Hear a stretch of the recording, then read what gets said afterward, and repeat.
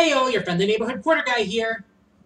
And I feel there's something that I really need to address. Let me tell you a little bit about autism. Autism is a spectrum disorder that affects someone's social interactions, among other things. I happen to have this disorder, and I also have friends who have this disorder as well. I'm not going to name names, but on some videos, I've seen people using autism as an insult. I know the internet is driven by petty hate, but there are certain lines that cannot be crossed, or at least should not be crossed. Autism is one of them. Because I feel that people with autism, if given the right opportunities, can be contributing members to society just like people without autism. But yet some people don't seem to recognize that. Perhaps the worst example was something I learned recently. I'm sure you might have heard about this, but recently, an anonymous letter signed "One Pissed Off Mom" was sent to the family of an autistic child, saying that child was a nuisance, a hindrance to society, and the writer of that letter even went so far as to say that child should be euthanized. Are you kidding me? Just because a child has autism does not mean that they have any less right to live than any other child. I simply cannot stand for that. As an autistic person myself, I can't stand for that. So, people, I ask that you at least become informed about autism so that you can understand what the disease, what the disorder is, and not merely think of it as an insult. On a lighter note, there will be a slight change coming to my videos. Starting with my next list, I will be retiring "You Will Know Our Names" as my intro theme. I will be getting a new intro theme, courtesy of a friend of mine. Nope, it's not Real Faction. True, I really like Real Faction's music, and the intro themes he's made for people are just awesome. But I happen to know someone who's good with making music, and he's making my intro theme now. So you can expect the new intro with my next list, which will be Top 10 Nostalgic Video Games. I know people have done that list before, but my childhood is different from a lot of yours, so you'll be seeing quite a few different games on it. Anyway, on to user questions. First question comes from Bubbles is Hot 46853, who asks, have you ever played Dust, an Elysian Tale? I have not played it yet, but I have heard a lot about it. I've seen reviews of it, it looks gorgeous, it looks like a lot of fun. At some point, I might give it a shot.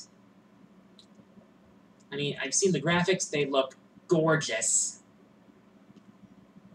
So, yeah, I might try it, but for now, I have not. Next question comes from STDS171993. He asks, what are your thoughts on the Mega Evolutions? Well, I sort of have a mixed reaction. On the one hand, some of them look really cool, like Mega Lucario, Mega Blaziken, Mega Mewtwo, and Mega Ampharos. However, Mega Mawile doesn't do it for me, and I'm going to admit, Mega Kangaskhan's appearance is beyond lazy. I mean, literally all it is the fact that the child is out of the pouch now. No, that's lazy. As far as gameplay goes, from what I've seen, it's a hyper mode, and not a permanent evolution, which I think is a good thing. Hopefully it won't break the metagame, but I suspect that it might change the metagame somewhat. It won't stop Blaziken from being banned, I believe. But yeah, with the Mega Evolutions, I hope they're fun. They seem like they might be fun, but I don't know for sure. I guess I won't know for sure until they release X and Y.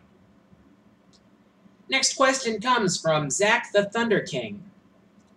He asks, what are your thoughts on Persona 4 Arena and the Persona 4 anime? I'm going to be honest with you. Persona 4 Arena is the first Persona game I've ever played. The game mechanics are fun. The characters are really cool. The gameplay is enjoyable. But then again, what else would I expect from a collaboration between Atlas and Arc System Works? I need to get back to the story mode at some point because I've been playing so many other games lately that I've fallen behind. But yeah. Also, the reason that I didn't put Elizabeth from Score Attack on the top 10 cheapest fighting game bosses list with Wii Dude 83 is, to put it simply, I never got that far in Score Attack. Les sigh. As for the anime, I've only watched a few clips of it. I haven't watched the whole anime. But I've seen that it follows the story of the game pretty well. At some point, I might want to take a look at it. But I've only seen clips so far.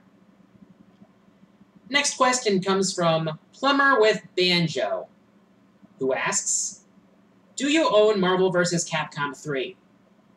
Currently, no I don't. However, if I did right now, my mains would probably be Zero for sure. Probably Sentinel. Yeah, I can be cheap sometimes. And probably Mag freaking Nito. Welcome to die, he says. I actually find it funny that Deadpool actually references that line when he faces Magneto in the game. Well, leave it to Deadpool to make the fourth wall his toy. I mean, Deadpool doesn't just break the fourth wall.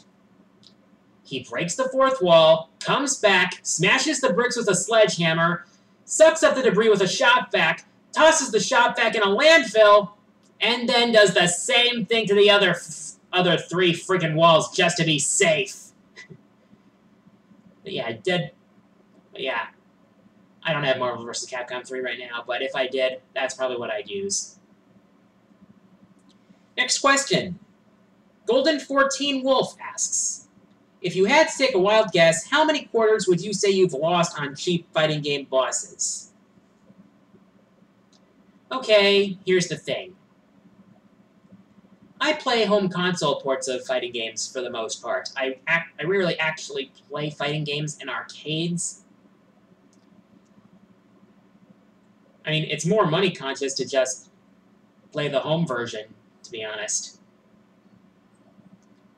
Of course, with the amount of times I've lost to cheap bosses in home console ports of fighting games, I probably would have paid for the game in quarters if it were an actual arcade. Yeah, man, such bosses are cheap. Final question comes from Joe Olson. He asks, worst game you ever played from a favorite franchise?